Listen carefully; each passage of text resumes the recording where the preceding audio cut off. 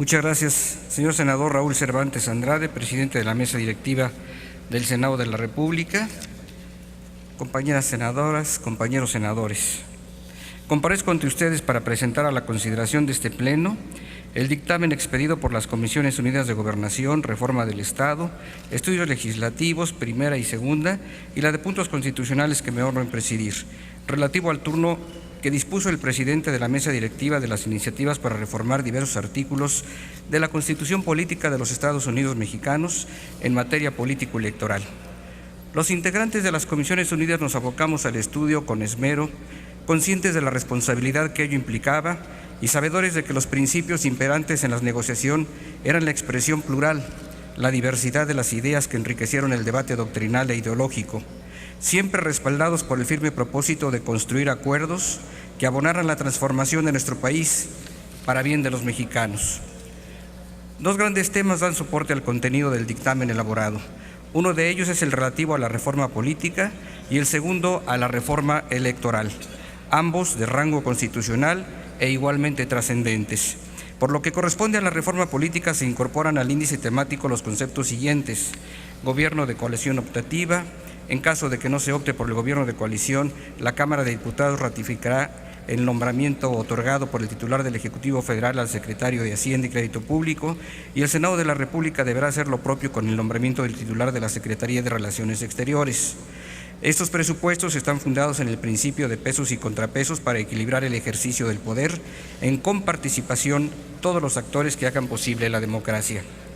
En otro orden de ideas, se otorga autonomía constitucional al Consejo Nacional de Evaluación de la Política de Desarrollo Social, Coneval, que como sabemos es un organismo encargado de la medición de la pobreza y evaluación de los programas de desarrollo social,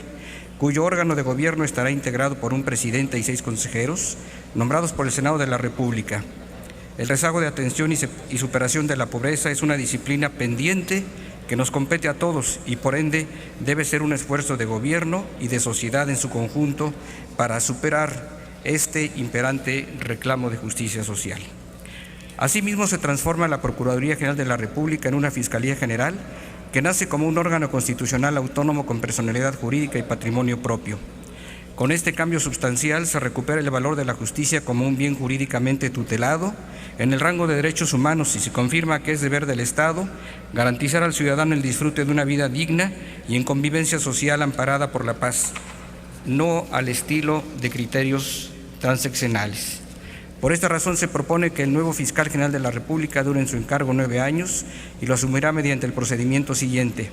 El Senado de la República enviará al Ejecutivo Federal una lista de 10 candidatos y éste remitirá a la Cámara Alta una terna surgida de la lista recibida, dentro de la cual el Senado lo elegirá con votación calificada. La participación del Poder Legislativo Federal amplía su cobertura a partir de esta reforma en las diversas actividades de interactividad republicana con el Poder Ejecutivo. Por lo que corresponde a la Estrategia Nacional de Seguridad Pública, se otorga al Senado la facultad de aprobarla, en reconocimiento de que este es, por esencia, el representante del Pacto Federal y por ende el salvaguarda de los intereses de la nación en su conjunto, al igual que sus partes federativas en lo individual. La no reelección se justificó en una acrisolada época de nuestra historia para convertirse en una bandera de razones sociales, para abrir causa en nuevos estratos de la sociedad al acceso del poder público, ya que la continuidad se daba en razón de caudillismo y no de legitimación del respaldo ciudadano. Luego entonces la reelección tenía su vicio de origen en los procesos electivos que hoy avanzan afortunadamente en el camino al fortalecimiento de la potestad soberana ejercida por un electorado cada vez más crítico, más decidido y más participativo. El espíritu que ahora inspira la reforma que permite la reelección de legisladores federales y locales, así como de los ayuntamientos, está intrínsecamente referida a que el ciudadano asuma su potestad original e indeclinable de juzgar su actuación de los que fueron electos para, en su caso, prolongar su cargo basado en su capacidad, desempeño honesto y comprometido con las grandes causas populares. Por tal razón, confiarle la extensión de un tiempo de hasta 12 años con la seguridad de que al final del día el beneficiario será el mandante. Caso contrario será cuando la sentencia del electorado retire su confianza y respaldo a quien solo buscaba permanecer en el cargo para su particular provecho.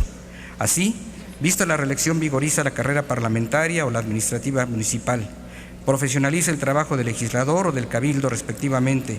dando más cohesión a las instituciones formadas por personas probas, con visión y misión de Estado y con un sentido social marcadamente público.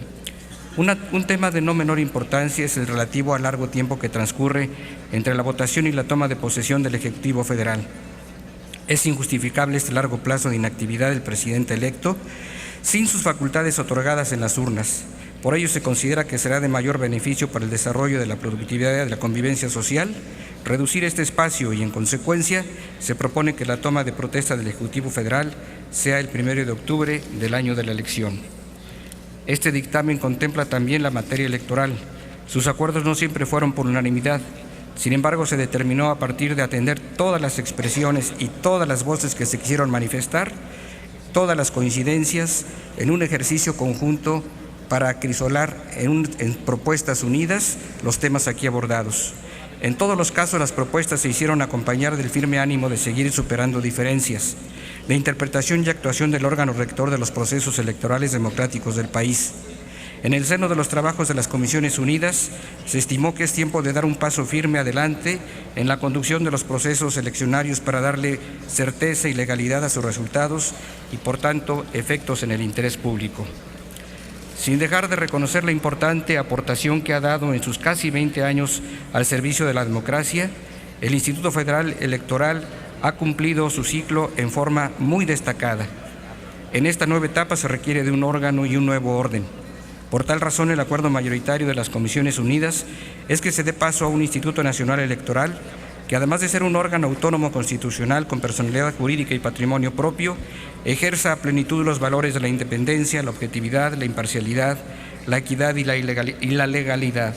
para que en torno a estos ejes rectores de su actuación se haga cargo de los procesos federales, pero también que se involucre activamente en los procesos locales para garantizar que la única fuerza imperante de mando en los procesos electorales y sus resultados sea la voluntad libre, universal, personal y secreta del electorado expresada en las urnas. El nuevo instituto tendrá un órgano de gobierno que estará integrado por 11 miembros, entre los cuales se incluye al presidente, y su plazo de desempeño será de 9 años, todos electos por la Cámara de Diputados a partir de una relación de 5 aspirantes por cada vacante que elija un comité técnico de evaluación conformado por 3 instituciones que serán la propia Cámara de Diputados, la Comisión Nacional de Derechos Humanos y el órgano garante previsto en la reciente reforma al artículo 6 constitucional. Asimismo, un aspecto que ameritó debate es el relativo al incremento en el umbral de porcentaje mínimo de votación nacional válida emitida que los partidos políticos deben captar del electorado para conservar el registro o acreditación como partido político. Finalmente, la reforma refrenda el reconocimiento de los derechos fundamentales de los ciudadanos para votar y ser votados, y con ello dar participación a las candidaturas independientes con las prerrogativas y obligaciones de ley en equidad frente a las de los candidatos de partidos o coaliciones. Compañeras y compañeros legisladores, esta reforma constitucional en materia político-electoral es de gran calado y marca una nueva etapa en la historia de nuestro país, en concordancia con la indeclinable determinación de transformar a México. La reforma es también un eco del sentir y percepción de nuestra sociedad plural, diversa en sus principios ideológicos, pero coincidente en superar los retos históricos que nos han tocado vivir, con proposiciones de variados modelos de país, pero con un único esmero de aportar lo mejor de sí para engrandecerlo y fortalecerlo ante el contexto global para el beneficio de los mexicanos. En el espíritu de los trabajos de las Comisiones Unidas, se privilegió siempre el derecho de todos los actores a disentir, pero la obligación también de atender la determinación, una vez expresada democráticamente por la mayoría, soportada en la idea de construir acuerdos en lo fundamental. En esta reforma histórica se contiene la congruencia ante el desafío de homologar en tiempo y contenido de fondo el hecho regulado por el derecho y no que el derecho quede rezagado a la realidad, puesto que en estas circunstancias se traduciría en letra muerta, sin espacio de aplicación práctica. Pero cuando el hecho está ausente del derecho, entramos en el terreno de la arbitrariedad. El dinamismo legislativo oportuno permite dar el justo y equilibrado vínculo entre el hecho y el derecho. Lograrlo nos obliga a no distanciarnos de la realidad y su valoración objetiva, pero tampoco aferrarnos al dogmatismo puro y a veces inexplicable. Compete a nosotros, los legisladores, ejercer con responsabilidad y compromiso institucional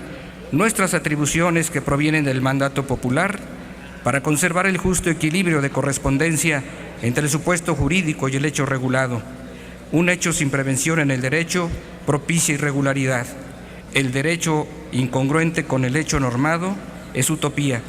Solo la concordancia entre la norma y el hecho que se rige